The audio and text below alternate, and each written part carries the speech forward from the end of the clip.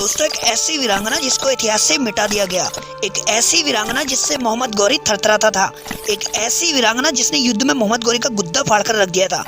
ज्यादातर भारतीय महारानी लक्ष्मीबाई की वीरता और साहस से परिचित हैं, लेकिन बहुत कम लोग हैं जो रानी नायकी देवी के बारे में जानते हैं। आज इस वीडियो में हम आपको गुजरात की उस रानी के बारे में बताने वाले हैं जिसकी वीरता ने मोहम्मद गौरी को भागने पर मजबूर कर दिया था और नपुंसक बना दिया था। वीरांगना रानी नायकी देवी कदम शासक महामंडलेश्वर परमादि की बेटी थी। बता दें कि वो रहने वाली गोवा की थी और उनका विवाह गुजरात के चालुक्य राजा अजयपाल से हुआ था। शादी के कुछ साल बाद ही अजयपाल की मृत्यु हो गई। मोहम्मद गौरी ने पृथ्वीराज चौहान को त्रैन के दूसरे युद्ध में हराकर 1192 ईस्वी में दिल्ली की सल्तनत की नींव रखी थी। बता दें कि दिल्ली में कब्जा करने से पहले उन्होंने भारत पर कई बार आक्रमण किया था। ऐसा ही एक हमला उसने 1178 ईस्वी में गुजरात के अनिहिलवाड़ पाटन पर करने की कोशिश की।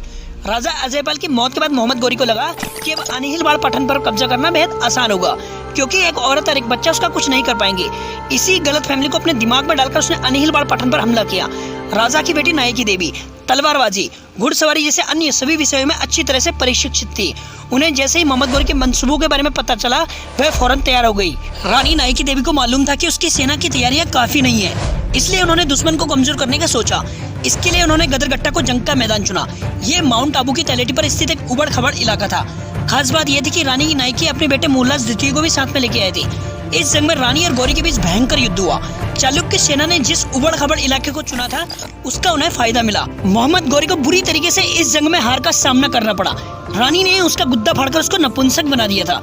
लेकिन अफसोस की बात यह है कि हमें इस वीरांगना के बारे में इतिहास में नहीं पढ़ाया जाता है। अगर आपको ये वीडियो अच्छी लगी हो तो लाइक करना, चैनल को सब्सक्राइब करो या ना करो, कमेंट सेक्शन में इस रानी के बारे में जरूर बता देना।